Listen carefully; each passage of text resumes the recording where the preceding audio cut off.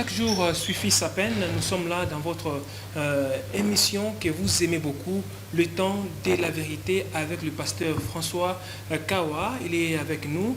Nous allons parler aujourd'hui de la part du Seigneur et nous continuons toujours avec le même thème avec le pasteur. Comme vous voyez à ma gauche, à ma droite, il y a les anciens de l'église. Ils sont là, ils vont parler, accompagner bien sûr le pasteur. Bonjour ancien. Bonjour. Je vous entends. Je voulais apporter juste un petit correctif. Je suis Diacre Eric Ngoyi. Ah, Diacre Eric Ngoyi. Oui, moi c'est ancien Hubert Chamala, église évangélique Mamoridja. Amen. Là où c'est ancien Hubert Chamala, nous allons parler de la part du Seigneur aussi, accompagner le pasteur. Il est avec nous, il va nous parler. Bonjour papa. Bonjour. Tu vas la santé, Dieu fait grâce. Oui, le Seigneur nous soutient. En tout cas, nous sommes là. Sans plus tarder, nous accordons déjà la parole au pasteur. Il va prier pour cet instant et continuer la manche. Nous allons prier. Tendre Père, nous te sommes infiniment reconnaissants. Nous recommandons ces instants dans ta main puissante de nous soutenir pendant ce moment et donne-nous ta parole. Nourris nos âmes affamées. Au nom de Jésus-Christ, nous prions. Amen. Amen. Shalom, peuple de Dieu. Nous sommes là pour continuer avec l'enseignement que nous avons commencé sur les combats spirituels. Et nous revenons sur le texte du dimanche passé, Ephésiens chapitre 6, verset 11. Vous allez nous lire ce verset et nous allons continuer avec notre enseignement. Ephésiens chapitre 6, le verset 11. Nous lisons au nom de Jésus-Christ. Amen. La Bible dit ceci: revêtez-vous de toutes les armes de Dieu afin de pouvoir tenir ferme contre les ruses du diable. Amen. La fois passée, nous avons intitulé le moyen par lequel Satan nous attaque. Et nous avons essayé de démontrer comment Satan entre dans la vie, ce n'est pas les ruses. Et nous avons aussi essayé de définir le mot ruse comme méthode ou manœuvre que Satan utilise pour séduire le peuple, pour le faire déplacer de la voie du Seigneur. Alors, vers la fin de mon exposé le dimanche passé, j'ai dit à l'église que l'église de Dieu, Satan est déjà dans nos murs. Satan est dans nos murs. Et même ces faux enseignements sont déjà prêchés dans l'église. Pourquoi nous avons dit cela? C'est parmi les risques que Satan utilise pour entrer dans l'église. Satan a utilisé le mensonge et la sournoiserie. Et c'est ce que nous allons voir aujourd'hui. Et je me pose une question importante pour la journée d'aujourd'hui. Comment Satan est entré dans l'église? C'est sur cette question que nous allons tenter de répondre ensemble en lisant la parole de Dieu pour comprendre comment est le manœuvre du diable qu'il utilise pour entrer dans l'église.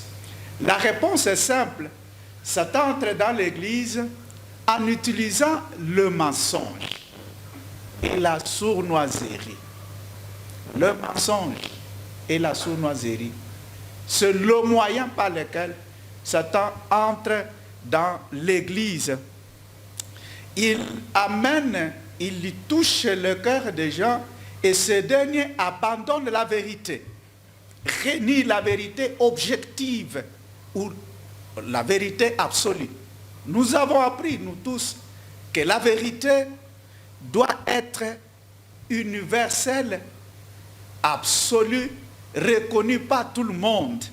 Et la Bible définit la vérité comme la parole incarnée et la parole écrite de Dieu.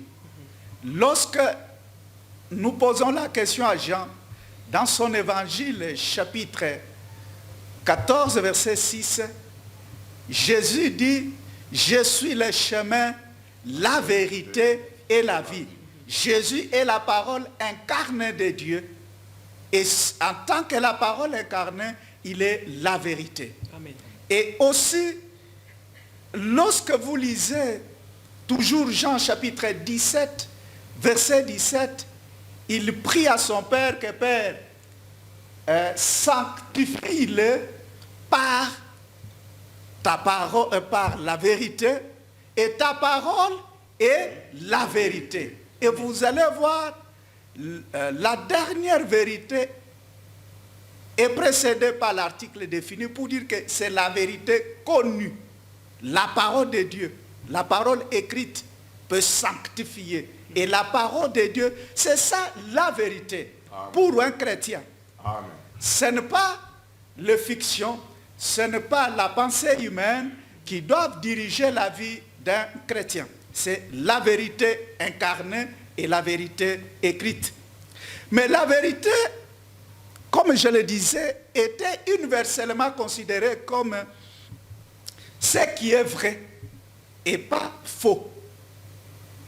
La vérité, ce qui est vrai, pas ce qui est faux. La vérité, ce qui est juste, pas injuste. La vérité, c'est ce qui est factuel, hein? En tout cas qu'on peut démontrer, où il y a les faits. La vérité n'est pas une pensée erronée, ce n'est pas une fiction. La vérité se base sur les faits. Mais il y a un problème pour notre génération, et surtout pour l'Église de Christ. Nous sommes frappés par la naissance de l'existentialisme. Il y a ce courant philosophique qui est entré dans l'Église d'une manière sournoise, sans beaucoup de bruit. Et cette philosophie est entrée dans l'Église, la sournoise, disons l'existentialisme. C'est vers le 19e siècle.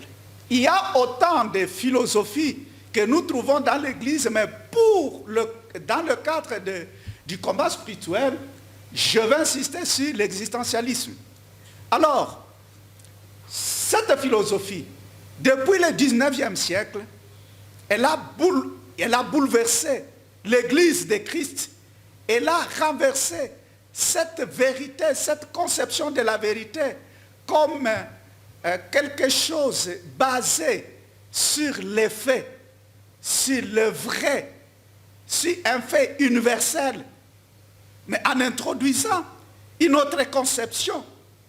Et cette conception est selon laquelle la vérité suprême est subjective, c'est-à-dire ça se repose sur les sentiments d'un individu, sur l'expérience personnelle, sur les mensonges. Voyez comment cette philosophie est entrée. Pourquoi cette philosophie est entrée? C'est avec un philosophe appelé Søren Kierkegaard. Il était chrétien de la confession luthérienne. Mais il a réagi contre la froideur de l'orthodoxie. Oui, de l'enseignement ou de la doctrine de leur congrégation. Il a vu que ça ne lui rapportait pas quelque chose. Alors il s'est caché sur les expériences personnelles. Ici, avec la vérité subjective, c'est la primauté. La primauté est donnée à l'expérience individuelle et au choix personnel. Il n'y a plus une vérité absolue où on doit suivre la règle. Comme nous avons la Bible, c'est notre vérité, la base. Disons, on peut considérer comme l'autorité et le cours d'appel suprême en matière de la doctrine et même de la pratique chrétienne. Bien-aimés dans le Seigneur, mais les gens ont abandonné les références de la Bible, mais ils se cachent sur les expériences personnelles. C'est de cette manière que la philosophie existentialiste est entrée dans l'Église. Vous savez, la Bible était l'objet de la réforme. Si aujourd'hui nous parlons les protestants et les catholiques, il y a eu les gens qui sont morts pour défendre la vérité, la foi qui se repose sur la Bible. Bien-aimés dans le Seigneur, si je me rappelle, avec le slogan des réformateurs, on disait sola scriptura et sola fides. Ce qui veut dire quoi? Sola scriptura, c'est seules les Écritures qui sont autorité en matière de la doctrine et de pratique. C'était pour revendiquer la vérité pour l'enseignement, contrairement à ce que l'Église catholique enseignait la tradition. Sola fides, on disait qu'en matière du salut, c'est seulement la foi, pas les œuvres. Alors, maintenant avec l'entrée de cette philosophie existentialiste, nous sommes devant ces gens qui refusent cette vérité absolue. Bien-aimés dans le Seigneur, je veux vous dire une chose. Cette pensée ne s'est pas limitée seulement avec le philosophe. Il y a eu un courant, disons, une tendance biblique qu'on appelle le néo-orthodoxie avec Karl Barth. Ce monsieur, il a dit la Bible n'est pas la parole de Dieu, mais la Bible contient la parole de Dieu. Pour dire quoi? Si vous lisez un verset biblique et ce verset vous touche, il devient la parole de Dieu. Et s'il ne vous touche pas, il n'est pas la parole de Dieu. Vous voyez déjà, ça dépend du sentiment de celui qui lit. Ce n'est pas maintenant le fondement de la Bible. Et cette pensée continue même aujourd'hui avec le mouvement du combat spirituel. Avec ce mouvement, il y a la distinction des mots grecs qui n'ont rien à voir. Ce sont des synonymes interchangeables où on parle de quoi? De logos et rhéma. Logos, c'est la parole écrite, et rhéma, c'est la parole révélée ou parlée. Quand le Seigneur te parle individuellement, c'est ça la parole qui te concerne. Mais le logos, ça concerne pour tout le monde. Non, c'est tout simplement du mensonge. Bien sûr, nous ne sommes pas là pour montrer cet enseignement. Alors, les révélations de ce mouvement et leur expérience ont pris la place de la révélation objective. Tout est devenu relatif. Rien qui est absolu. Sachant que l'abandon de la vérité, bien aimé, la vérité objective, aveugle le peuple. C'est pourquoi Matthieu, chapitre 16, verset 1er jusqu'au verset 4, c'est le Seigneur Jésus qui reproche aux pharisiens et aux sadducéens. Qu'est-ce qu'il dit dans ce chapitre, rapidement, 16. Chapitre 16, verset 1 à 4, nous lisons la parole du Seigneur. Amen. Les pharisiens et les sadducéens abordèrent Jésus et pour l'éprouver, lui demandèrent de leur faire voir un signe venant du ciel. Jésus leur répondit, le soir, vous dites, il fera beau, car le ciel est rouge, et le matin, il y aura de l'orage aujourd'hui, Oui. car le ciel est d'un rouge sombre. Vous savez discerner l'aspect du ciel et vous pouvez discerner les signes de temps. Une génération méchante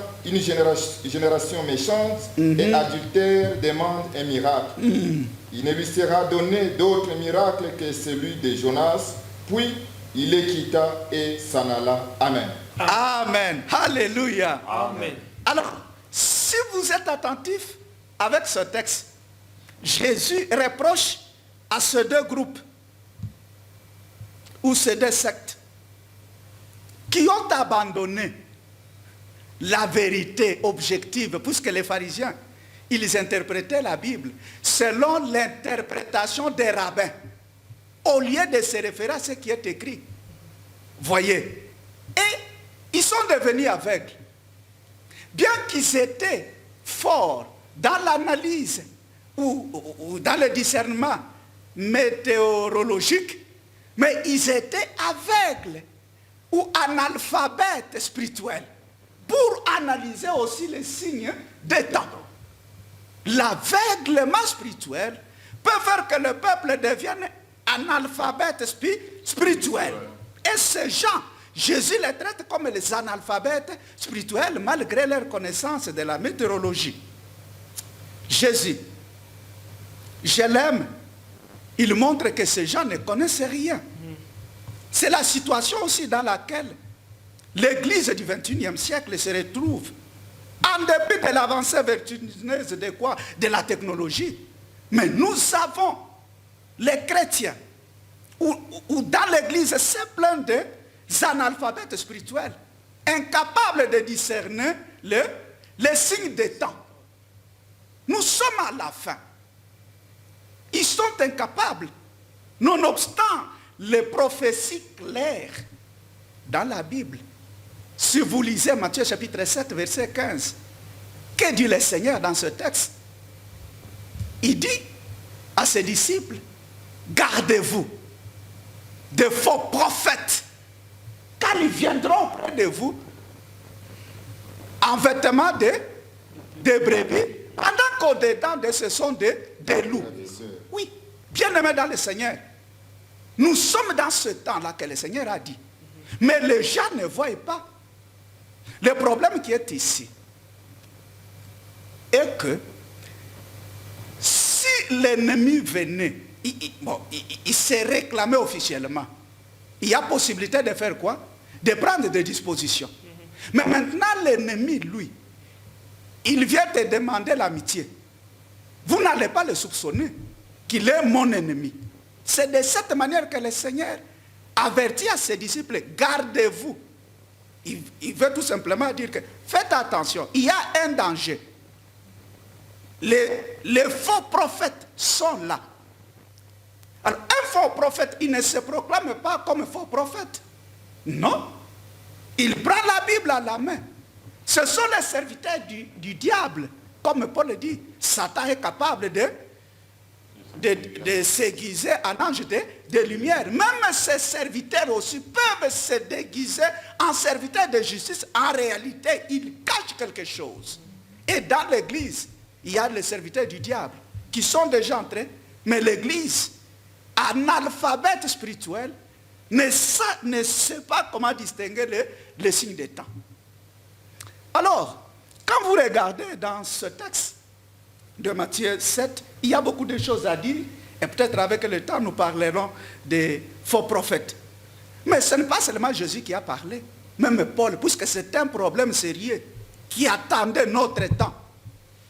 En 1 Timothée chapitre 4, verset 1er, il dit, mais l'Esprit dit expressément que dans les derniers jours, plusieurs ou quelques-uns abandonneront la foi et ils s'attacheront aux esprits séducteurs et aux doctrines des démons. Le problème, c'est l'enseignement. Les doctrines des démons. Quelle est une doctrine des démons? Qu'est-ce qu'une doctrine des démons? Ce n'est pas pour dire que les démons vont sortir, amener leur doctrine, non. Ils s'incarnent dans la vie des gens, ceux qui se réclament comme serviteurs de Dieu. Et l'enseignement qui n'est pas basé sur la Bible, c'est un enseignement qui vient directement dans l'enfer. Alors, il y a les enseignements. Lorsque nous essayons de les analyser, ça ne provient pas de Dieu. Mais j'aime que vous me lisez 2 Pierre 2, 1.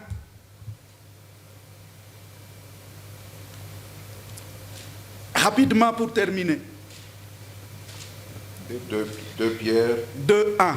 2, 1. Ah, seulement ce premier verset. 2 Pierre 2, 1, nous lisons au nom de Jésus. Amen. Il y a eu parmi le peuple des faux prophètes. Oui. Et il y aura de même parmi vous des faux docteurs. Alléluia. Qui introduiront des sectes pernicieuses et qui, reniant le maître qui les a rachetés, et attireront sur eux une ruine soudaine. Alléluia. Amen. Dans le temps, il y a eu de faux prophètes.